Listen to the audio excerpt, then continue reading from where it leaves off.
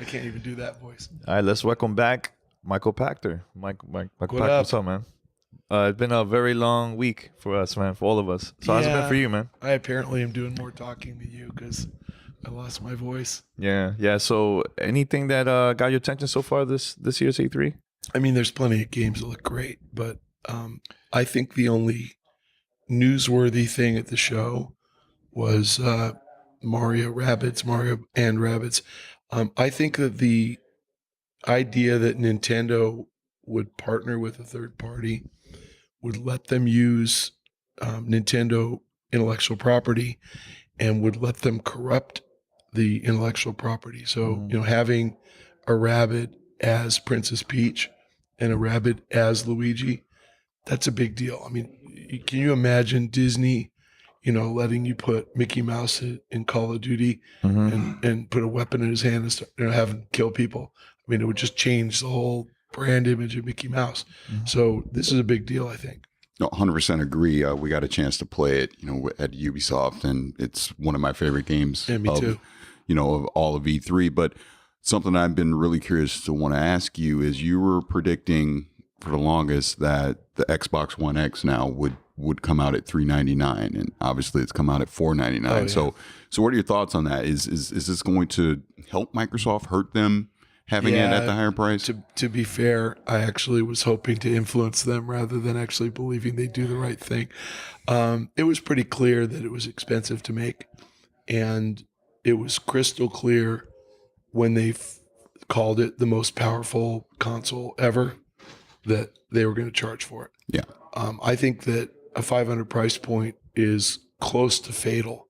I mean, I don't think the thing's going to go have zero sales, but it costs twice as much as an Xbox One S.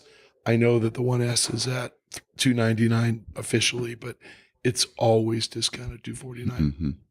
Or there's always a really good game with it at $300. So people perceive the Xbox One S as half the price. And, I think this is like saying, hey, the BMW 3 Series for, 35, 40,000 bucks is a great car. And if you want to go fast, you should own one. But the Porsche's better at twice the price. And it's like, if you want a sports car, and I'm going to call these consoles sports cars, they're luxuries. They're not, every household doesn't have one, just people who are really into it. It's like, shoot, I really love that Porsche, but it's $100,000, and the BMW is 50. And you guys can answer for yourselves. Double the price. You think about it. It doesn't matter if it's $10 versus $5. You just think about it because you got a limited budget and you got to figure it out. So I think Microsoft, by branding the X as the most powerful console ever, is advertising to a really tiny niche of gamers who actually give a shit. And I think that the message is lost, and especially here. I mean, this is just not the place that you launch a niche product. So, I can go on for this for half an hour, but you guys tell me, what's a teraflop? Like, I'll ask you now, how many teraflops is the PS4? How many is the PS4? 4.2. The regular PS4? No, the regular one. I'm not PS4 sure. Pro is 4.2. Right. I heard that. I heard that from Microsoft. So, but I didn't know it before. And I asked them, I'm like, who knows what a teraflop is? What's the regular PS4? Any clue? I'm not sure. And Me either. Does it matter? Me either. Right. So it's sort of like saying that BMW is 320 horsepower, but the Porsche is 400 horsepower. Like, Well, see, the way I look at it, you can only go 65 Yeah. I mean, legally. but the way I see it, like, just saying with Xbox One S and comparing it to what Sony's doing with the PS4 Pro, sure, the Xbox One X is more powerful, but at the end of the day, they didn't do anything, in my opinion, to convince someone like Danny, who does not own a 4K TV, to say, hey, let me go get a 4K TV so I can play this. If anything, they basically told everyone, we can super sample everything down and your One S is just fine. All the games work on there. Why would I go pick it up? And then, not to mention, PS4 Pro is still $399, but at any point in time, they can say, hey, it's $350. Now we're $150 cheaper. And trust me, for Christmas, The PS4 Pro will be $349. You know, I don't own a 4K TV, and this is this bad. I think we have like 7 televisions in my house because we have 5 bedrooms, and I think there might be, there's 7. So every bedroom has a TV. I've purchased 2 televisions in the last 18 months, and neither is a 4K. And I totally can afford it. And the reason I didn't buy one is the same reason that I think consumers won't buy an Xbox One X. I don't understand why, as of today, maybe I do, but I didn't understand why I need a 4K TV. There's no 4K television. You can watch Netflix and only some shows, and you can get a 4K DVD player, which fortunately I have in my my PS4 Pro. But other than DVDs, which I don't rent anymore, and Netflix, which I probably watch the shows that they have 10 hours a year, you know, that are 4K. Why? So when I bought my last 2 TVs, the price difference was like $600. You know, I paid $800 for one and $900 for the other, and they're big TVs. But the price difference is about $200 now. It'll be $100 in a year. It won't be a difference in 2 years. In 2 years, you won't be able to buy a 1080p TV. So I actually think what Microsoft is doing is getting out in front of that, so that when everybody, you know, replaces a TV in their household, which takes about 6 or 7 years, but you buy a TV about every 6 or 7 years. When everybody's finally bought one, they have the box that works on it, and that's fine, but they're asking you to pay for it too. And again, future-proofing is one thing, paying for it is another. So putting a feature in the box that does that, that's cool. That's like putting a Blu-ray player in the PS3. None of us thought we needed one. When the PS3 came out, it was super expensive. We didn't buy one. Now, I don't know about you, but I've never owned a Blu-ray player. It's always been my console. So it was PS3, and I did rent DVDs. And I did rent Blu-ray DVDs. So Sony did me a favor, but I wasn't willing to pay for that. I think it's the same exact story. Mm-hmm. Do you think Microsoft muddled their message coming in, and then after the press conference, you know, the lost opportunity for a price savings? You know, one of the things that I really admire about Microsoft, but it drives me up a wall, is their messaging. And so your wording was interesting, because muddled is an interesting word. They definitely have a script. And every person I talked to there said exactly the same thing. So it was like, oh, it's all about consumer choice. It's all about giving you the option. And there's, you know, these are different versions of the same Xbox, and you can trade up. And it was like, I heard the same thing over and over again. And every line was most powerful console ever, 6 teraflops. And it's like, the problem is, so to answer your question, it's a very consistent message. It's just not very clear. So nothing in there told me why I want one. And yes, I got to say, you guys were there. I was there. Inside the Xbox showcase, the 4K screen was incredible. Mm-hmm. And I totally could see how beautiful and clear it was. But that's like going to an IMAX movie and seeing how beautiful it is, and then thinking you're going to have that experience at home on your little television. Like, I don't know. They didn't sell me that if I get a 4K TV, I'm going to have this experience. Mm-hmm. Sony told us at the press conference, I think, they said somewhere, one of their press releases, that 50% of PS4 Pro owners have a 4K TV, which is kind of amazing. That's right. So PS4 Pro hasn't sold that many, but whatever it sold, 2, 3, 4 million, half of those people have a 4K. That means if you have a 4K, you want a 4K device. So I totally get why Microsoft thinks they're going to sell a lot. If I had a 4K, I'd be, oh yeah, I got to get the one that works with my TV. But only probably 10% of US households have 4K, and way below 5% rest of the world. Now, as I said, that price difference is coming in. By the end of this year, it'll be 20%. Next year, probably 35%. The next year, 50%. Then it starts to be a big deal. But I think right now, I'm not looking for a 4K device if I don't have a 4K TV. And it's just like Oculus. You would never buy Oculus if you didn't have a high-speed gaming rig. If you have one, Oculus costs $600. Mm-hmm. If you don't have one, Oculus costs $2,000. So this is the same exact thing. So how many units did Oculus sell? 500,000? Who cares? That's where we are. Was there any games that got your attention during any of the press conferences, like Microsoft, Sony, or Nintendo's? Well, Ubisoft, I think. Yeah, that's the big one. Yeah, They have better game reveals than anybody. I have to say, I mean, I was actually quite surprised because I never knew what Beyond Good and Evil was. I didn't play the first one. So I'm watching that trailer and Jeff Keighley's live tweeting, "This is Beyond Good and Evil." You know, I'm like, a monkey and a pig. Like I had no idea, chimpanzee. I had no idea. Like I don't know why I thought that game was a horror game. I just never played it. It didn't do well, and wasn't interested. And I never played it, and so that was actually a pleasant surprise. I'm not sure what that game is exactly. It looks like it's going to be some kind of multiplayer thing because they said we need your help to make our game a success, and it's like it's not Kickstarter, so I don't know. But as far as gameplay and impact, I actually thought Far Cry looked amazing. I'm a little worried about their messaging with all the crosses and all that. Like it's kind of a shot at, a cheap shot at, American religious conservatives who own guns, because it kind of makes it sound like they're prone to becoming join a cult instantly. But I think that's a little over the top. I mean, I would rather that they worship aliens or whatever. But I thought the gameplay looked amazing. The trailer that I thought was the best period was Call of Duty, and I don't even know why. I mean, I don't usually care about Call of Duty, and I seldom play them. I literally load them and play them for an hour, and enough for me.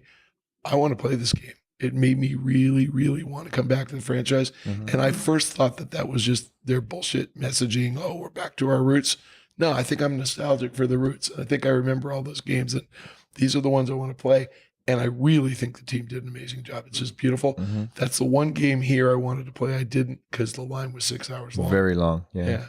What about Anthem? Your thoughts about that? I'm not a big Destiny guy, and Anthem looked to me like Destiny should have. I mean, if Destiny had like little rocket suits and you could fly around, people would be psyched. It looks good. I mean, I think the BioWare guys are good.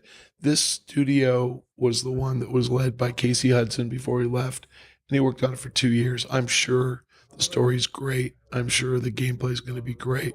I think it's important that they took their time. They pushed it out. The interesting thing is, I don't know the appetite for that type of. I mean, that's co-op, but it is kind of Destiny-like your team-based play. I don't know how many games can dominate. Destiny's going to be out for a year, so my guess is that Anthem is kind of playing that. Like, let's get out a year after Destiny. You're all going to be bored with Destiny. You're at level 30 or 40 and you're ready to move on.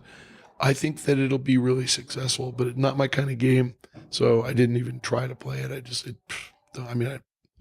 But again, gamers like it. So I'm sure it'll do well. Yeah, going back to what you were saying about Call of Duty, we did get a chance for some hands-on yesterday, and I'm with you. I'm ready to reinvest. I pretty much checked out of Call of Duty maybe 3 or 4 years ago, but this one has a very Call of Duty 2 feel to it to me. So yeah. I'm ready to go back. I definitely think they did a great job, re-engaging someone like myself who left. But I want to go to Nintendo, obviously with the Switch, and they've announced Mario Odyssey and some of the things that they're going to do. So from your point of view, is Nintendo doing the right thing with their approach with the Switch and their strategy for releasing games and the whole online initiative they plan to do? Give them credit that they got enough first-party content lined up for the first year that the Switch is going to be sold out through Christmas. I mean, it's clear it will be.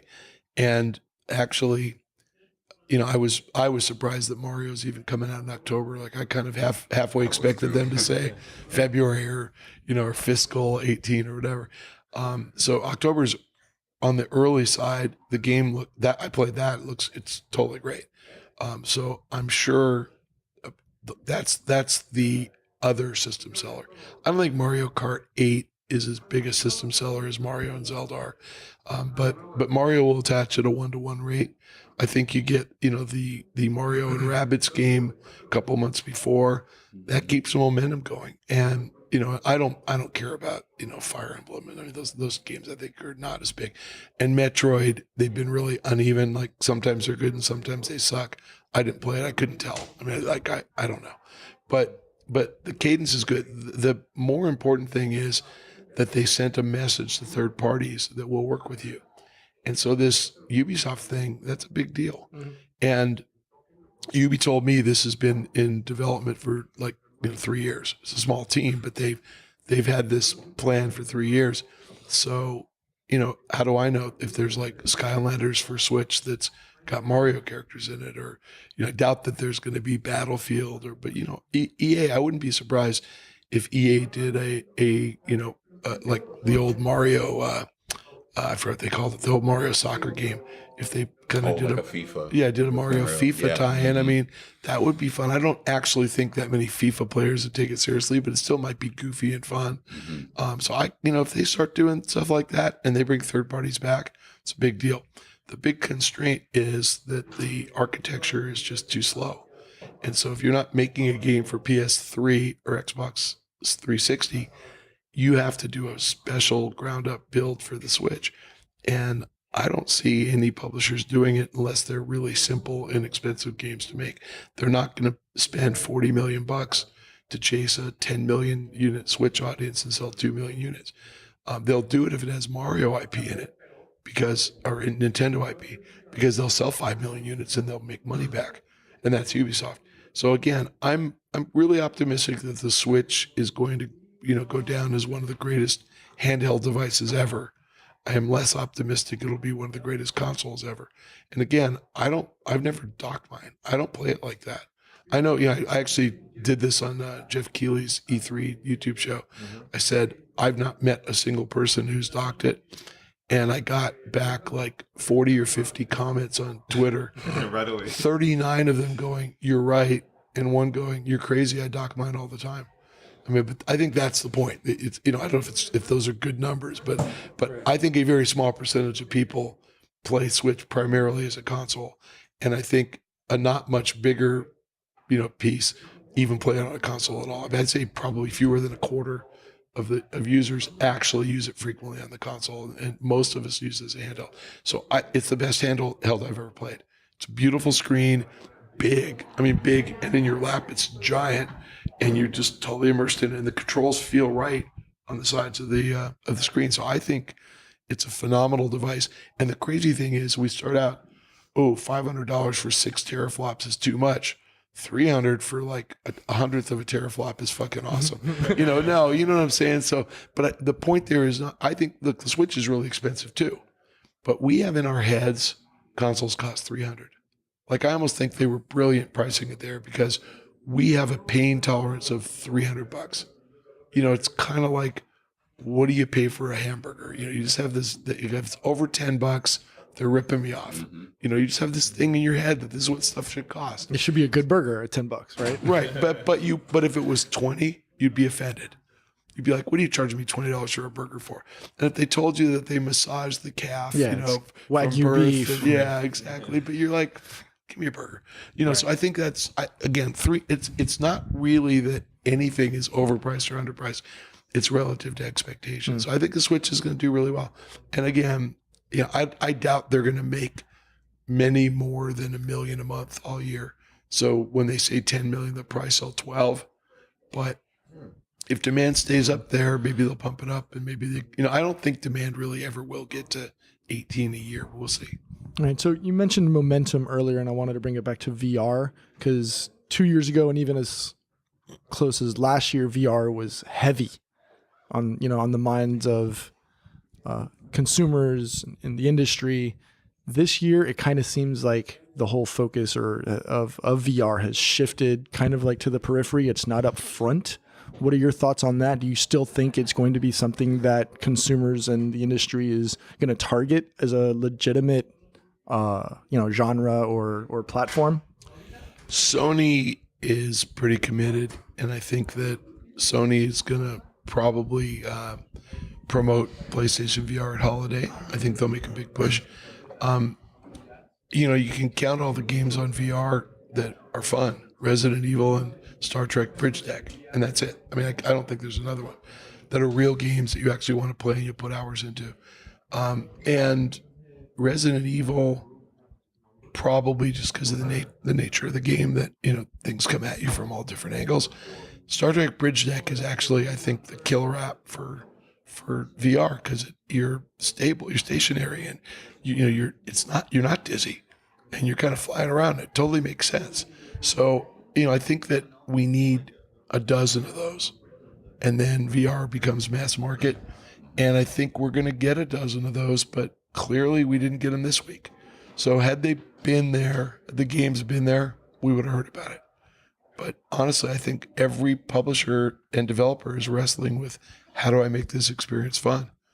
And again, shocking to me that that Capcom pulled it off, but that game's great. I mean, it really feels right in VR. It's scary as shit. And Star Trek, I mean, I don't even know what it was, Ubisoft, but I don't know if it's internal. I don't know if it's an internal studio. I assume it is. But they were like, we can do this. So we just need more of that. So I think it'll probably come back next year and the year after. Yeah, but it's also chicken and egg. It's like, if you don't have a lot of VR headsets out there, will you spend millions of dollars making a game? And if you don't have many games as a consumer, you're not going to buy a headset. So, that vicious cycle, you got to, somebody has to invest. I thought it would be Oculus, and they're like not even here. So clearly, if they are investing, they're not ready yet. Do you think the Nintendo online service is going to be a success, or because people are still kind of like confused? Why I have to download an app in order for me to chat with my friends, and why I can't do everything through the Switch instead of having an app? And plus, it's only $20 a year, and you get free NES and Super NES games every month. I mean, your thoughts? The price is fine. 20 people will do it. And actually, if they bundle it at purchase, so when you put your credit card down at GameStop, if you set up for $20 a year recurring charges and don't think about it, they should get a lot of members. So I'm not at all pessimistic about membership. I think that in order for Nintendo to succeed with the service, they need some multiplayer games. And other than, you maybe Smash Brothers is multiplayer, but it's essentially one-on-one. I mean, we don't each play a different character all in a brawl. It's one-on-one. Mario Kart's the only multiplayer game they make.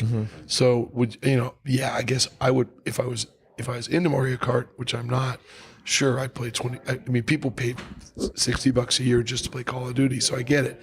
But I don't think an online service can succeed if there's no reason to be online. And Nintendo's experiences are handheld.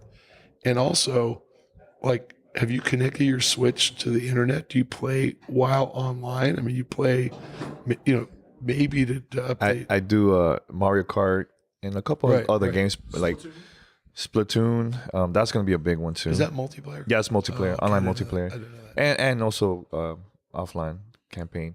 But yeah, Mario Kart is always active, always active. Because So Nintendo fanboys love Nintendo. And there you go. Nintendo games. But like I said, the Xbox Live would never have happened if there wasn't a Halo and a Call of Duty. You need a mass market game that is multiplayer that everybody wants to play. And, then, EA modified FIFA to turn it into a multiplayer game, which makes perfect sense. You've got to get Nintendo to change the way their games play. And they really are a single player game company. I just talked to Sony. We just met with Sony and this question came up. It's like, you guys don't really do multiplayer very well, first party. And they, look at their lineup. I don't think Days Gone is multiplayer. I mean, there might be some co-op, but pretty much every game that they show, Last of Us is not, Horizon's not, could be, but it's not. Gran Turismo is probably the closest. Yeah, right. Racing they have. games, right? Yeah. So racing games, but they kind of, and they didn't announce Gran Turismo here, but they just don't do multiplayer well. And I forgot the Zipper game that was like 64 on 64 a few years ago. Mag. Yeah, there you go. Yeah, that was their big effort, and it looked good, but nobody played it. So PlayStation Network only works because of Call of Duty and Battlefield and FIFA. So the point is that networks don't work without third-party multiplayer content, and that's not on the Switch. So you tell me, is Call of Duty coming to the Switch? Probably not. But if it does, great. So I don't think the thing's going to succeed in the sense of we're going to count MAUs. I do think it'll succeed because it's more like PlayStation Plus, where you get some free stuff all the time, and you join it because they give you a lot. I mean, PlayStation Plus obviously works for PSN, but you join it because you're getting free stuff and you can play Call of Duty. Well, I think the $20 price point that they're doing on an annual basis is fair for kind of like you're saying what you're going to get as a PlayStation Plus alternative. But speaking of PlayStation, and to me, from my point of view, watching their press conference and everything they've announced at this E3, they just played it safe. They did minimal talking. Here's the games. They're coming in 2018 and beyond. We're still the leader. They pat us on the ass and tell us to get out, and we just keep doing. So what do you think about what PlayStation's done? You know, I think Sony missed an opportunity to connect. And I think that, you know, I told Sean Layden this yesterday, and he's like, what'd you think of our press conference? And I go, you were great, but it was a video roll. And I go, Essentially. And I said, look, there was lots of footage nobody's seen, and it was great. But I told him the truth. I get asked by investors all the time, should I come to the PlayStation press conference or the Microsoft press conference? And I said, next year I'm going to tell them, watch it online, because the only thing you're going to miss is Sean. Otherwise, you know, you're going to see everything the same on your TV or your computer as you would watch, you know, as you would watch in person. And I told them, you know, the highlights of E3 as far as like consumer response were the two Ubisoft guys crying about their games. And I said, you know, I don't know either guy. I mean, I've never met either one of those guys, but I got all moved by them getting choked up about their games. And even the guy that does Far Cry, who wasn't choked up at all, but he's Dan Hay. Yeah, he's like kind of just up there like, fuck you, I'm making Far Cry. You're going to play it. You're going to like it. I like that. You know? We met him, and that is 100% true. Yeah, and I kind of like that. You know, just like it's again, it was that personal connection where you kind of go, man, I like these guys. So I told Sean, and I feel this way, if you had put David Cage up there for Detroit, you know, Become Human, and if you put Ted Price up there for Spider-Man, Spider-Man would have gotten more applause if Ted Price had been standing there. If Ted had said, you know, come out and said, hey, we really honored that we get to work with this IP. We really put our heart and soul into it. Here's our trailer. I hope you like it. Oh my God, people would have just kind of been falling over themselves. And the thing is, those guys are here. It's not like, you know, it costs any money to put them on stage. Sean's response was, well, our press conference was really long. And I said, man, it's the first time I got back down to downtown before 8. So it wasn't too long. You know, and I get it. It's a balance. So I'm not knocking them. They're into marketing. It's their job. But the way you asked it, you know, here it is, go. I would rather engage. I think consumers want to, you know, the consumers like to know who these people are. I mean, there's a reason that people pose for selfies with me. Mm-hmm. You know, they get into that stuff. Mm-hmm. So everybody knows who Jeff Keighley is. You know, Sony needs to make Ted Price a star. It reminds me of when we were at the Xbox press conference, and I got to see, you know, Aaron Greenberg and a couple other Xbox, the team. They were just hanging with the fans, hanging out, sitting down with them during the press conference. Right, exactly. You know, like little things like that. I think we need to see that more. I think.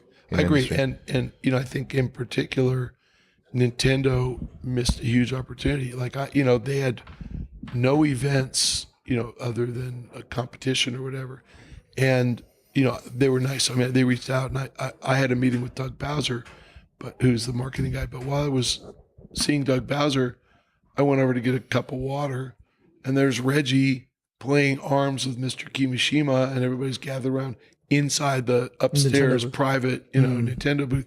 And I'm like, if Reggie and Mr. Kimishima are here, why aren't they meeting with us? I don't mean me one-on-one.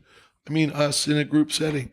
Like, frickin' spend the money, spend $50,000 and have a 1-hour press conference instead of just releasing it as a Nintendo Direct. And I don't think the company is they don't understand the opportunity E3 presents itself for them to really connect with fans. I don't think a Nintendo Direct stream is as powerful as a press conference in front of 15,000 people screaming and that we're not worthy. They need that. So again, I think opportunity missed, and Microsoft at least captured that. Ubisoft did it better. No knock on Microsoft. Ubisoft just really got it.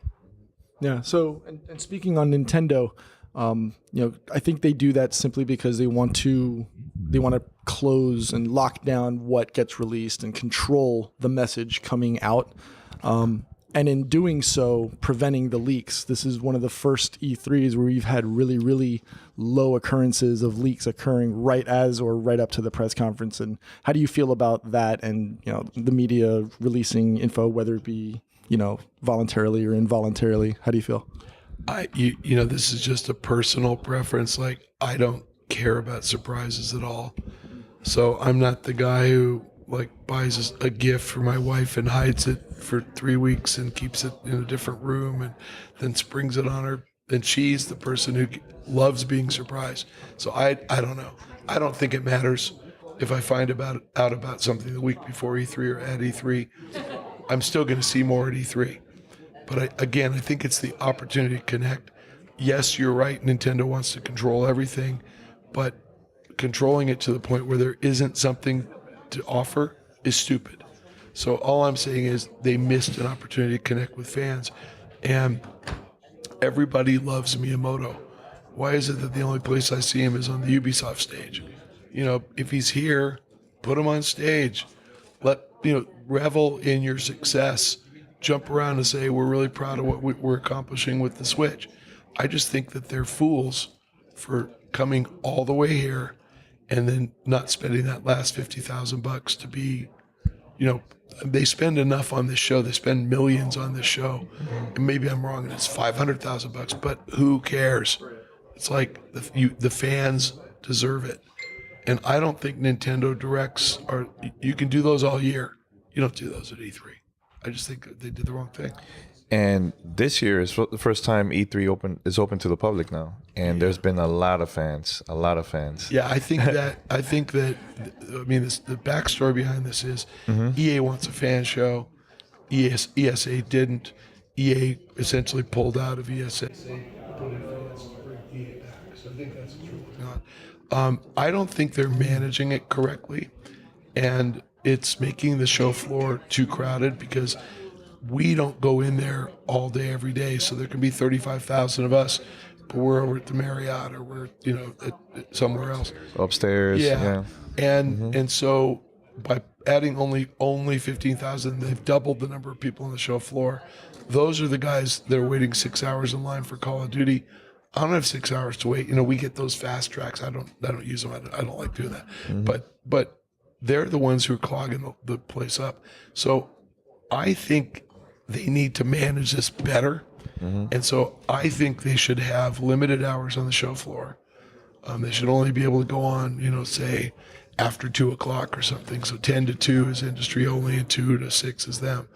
I think you could move Cantia Hall, which is empty. You could turn that into a consumer, showcase, so they could walk around and see booths, but they couldn't stand in line to play games, and they could put the games down there, and that could be open 24 hours. You can let them play at 3 a.m. Who cares?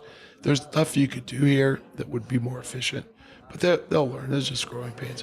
And again, they're clogging restaurants. They're clogging everything. Again, it's a free country. They're entitled to go to the restaurants, but it's just harder to get around, period. And what about EA Play? This is now their second year doing it. So moving away from downtown, I think, was actually selfish, and I don't think it was. It pulls their fans away from here, which is fine, but it makes it really hard for the rest of us. Like, we got to schlep out to Hollywood and come back. Like I said, same thing. If I were EA, move back. Let EA take over Cantia Hall and make that the EA Play location, because again, it's different entrance. They will have a different color badge, but they could be around here. We'd have the same vibe. And, I would actually maybe just turn Cantia Hall into the fan show, period. And have demos of every game down there just for fans. you don't need the big booths the way they are, the big, beautiful booths. You could just literally have demo station after demo station, kind of lined up. And the fans could come in and see the spectacle, in the afternoon and go down there and play games. Because it really isn't that expensive. It's people, but the real estate's paid for. We have the whole convention center. Albert, thanks, Pachter. Always. My pleasure. Yeah, a lot of fun, man. Thanks a lot. Sorry, I have no voice. No problem.